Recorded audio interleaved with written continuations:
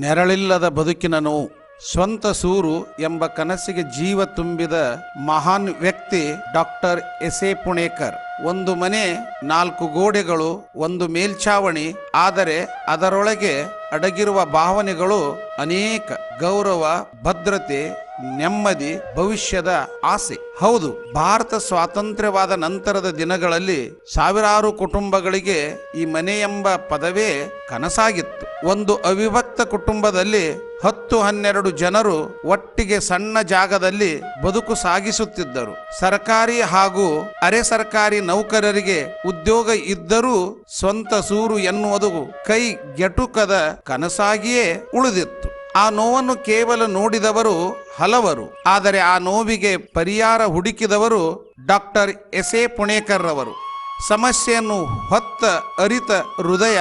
ವಿಜಯಪುರ, ಅಂದಿನ ಬಿಜಾಪುರ ನಗರದ ಬೀದಿಗಳಲ್ಲಿ ನೌಕರರ ಕಷ್ಟಕರ ಬದುಕನ್ನು ನೇರವಾಗಿ ಕಂಡವರು ಡಾಕ್ಟರ್ ಪುಣೇಕರ್ ರವರು. ಸರ್ಕಾರದಲ್ಲಿ ಸೇವೆ ಸಲ್ಲಿಸುವ ನೌಕರರಿಗೆ ಸ್ವಂತ ಮನೆಯಿಲ್ಲವೇ ಎಂಬ ಪ್ರಶ್ನೆ ಅವರ ಮನಸ್ಸನ್ನು ಕಾಡಿತು. ಅವರು ಕೇವಲ ಚಿಂತಕರಲ್ಲ, ಆ ಚಿಂತನೆಗೆ ರೂಪ ಕೊಟ್ಟ ಧೈರ್ಯಶಾಲಿ ಮುತ್ಸದ್ದಿ ಡಾಕ್ಟರ್ ಪುಣೇಕರ್.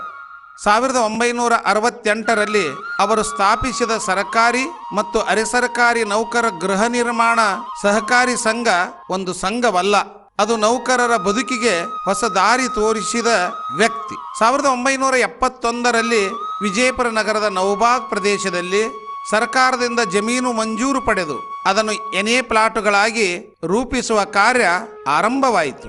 ವಸತಿಗಾಗಿ ವಿನ್ಯಾಸ, ಯೋಜನೆ, ಕಾನೂನು ಕ್ರಮ ಎಲ್ಲವನ್ನು ಶ್ರದ್ಧೆಯಿಂದ ಮುನ್ನಡೆಸಿದವರು ಪುಣೇಕರ್ ರವರು. 60-40 ಅಳತೆಯ 75 ನಿವೇಶನಗಳನ್ನು ಕೇವಲ 500 ರೂಪಾಯಿಗಳಂತೆ ವಸತಿ ರಹಿತ ಸರ್ಕಾರಿ ಹಾಗೂ ಅರೆ ಸರ್ಕಾರಿ ನೌಕರರಿಗೆ ವಿತರಿಸಿದರು. ಅದು ಹಣದ ವ್ಯವಹಾರವಲ್ಲ, ಅದು ಬದುಕಿನ ದಿಕ್ಕು ಬದಲಿಸಿದ ಕ್ಷಣವಾಗಿತ್ತು.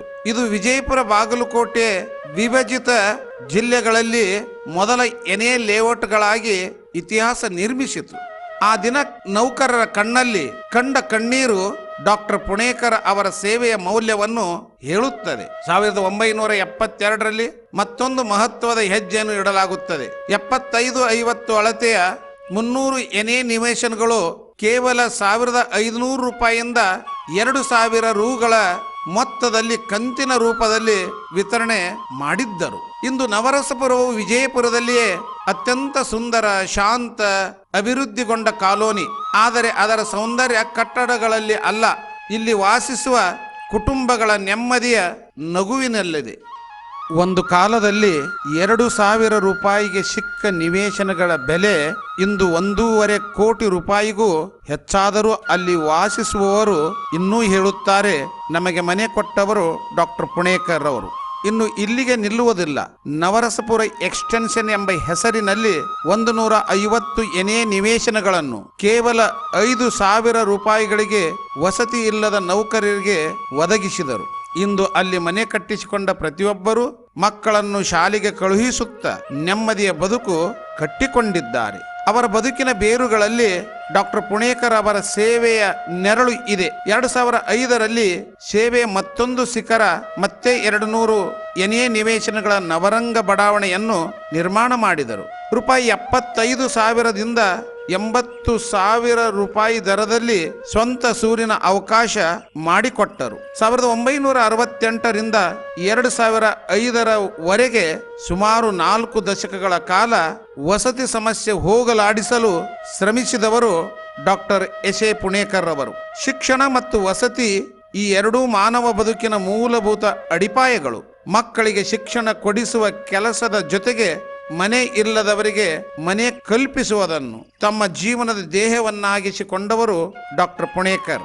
ಇಂದು ಸಾವಿರಾರು ಕುಟುಂಬಗಳು ಸ್ವಂತ ಸೂರಿನ ನೆರಳಲ್ಲಿ ಗೌರವದಿಂದ, ನೆಮ್ಮದಿಯಿಂದ ಬದುಕುತ್ತಿದ್ದರೆ ಅದರ ಹಿಂದೆ ನಿಂತಿರುವ ಮೌನ ಶಕ್ತಿ ಅವರದು. Doctor S.A.. ಪುಣೇಕರ್ ಕೇವಲ ಅದೊಂದು ಹೆಸರು ಅಲ್ಲ, ಅವರು ನಂಬಿಕೆಯ ಸಂಕೇತ, ಮಾನವೀಯತೆಯ ಪ್ರತೀಕ, ವಸತಿ ಕ್ರಾಂತಿಯ ಶಿಲ್ಪಿ.